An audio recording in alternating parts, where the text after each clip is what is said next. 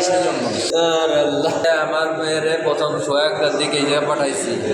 পাঠানোর পরে এক ডাক্তার দেখে তারে একটা স্লিপ দিয়ে বাড়ি পাঠাই দিচ্ছে। বাড়ির থেকে আমি আবার নামাজ পড়ে বাড়ি আসছি। বাড়ি এসে দেখি যে মানে ফেরত নিয়ে গেছে। আমি বলছি কী ব্যাপার ফেরত কে? তাই স্লিপের ওষুধ খাওয়াই দিবার করছে, ঠিক হয়েছে। আমি বললাম তাড়াতাড়ি এখনই নিয়ে চলো বেশি গোয়ালবাড়ি হসপিটালে। ফিরে আবার নিয়ে আইসি। আনার পরে কাছে যে এই রুগীটা কেবল গেল।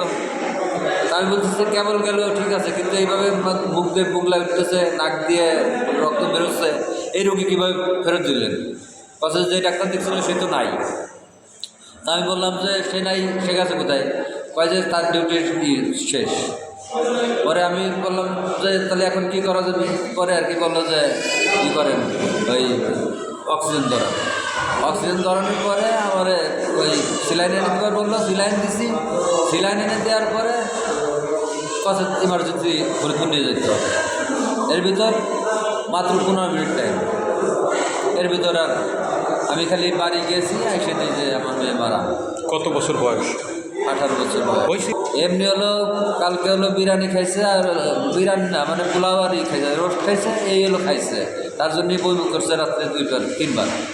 তার জন্য আমি সিলাইন খাওয়াইছি। সিলাইন এখন আমার মনে হচ্ছে ডাক্তাররা অবহেলা করে আমার মেয়ের বাইরে হচ্ছে। কারণ প্রথম যে যখন আমি পাঠাইছি তখন যদি ফরিদপুর পাঠানো দিতে দিত তাহলে আমার মেয়ে মরতো না। ওরা কি বাড়ি নিয়ে যেতে বলছিল? হ্যাঁ, ওরা বাড়ি নিয়ে যেতে বলছে। কোন ডাক্তার ছিল ওই সময়? ওই ডাক্তারের নাম কি জানি? হ্যাঁ, ডক্টর মনির হোসেন।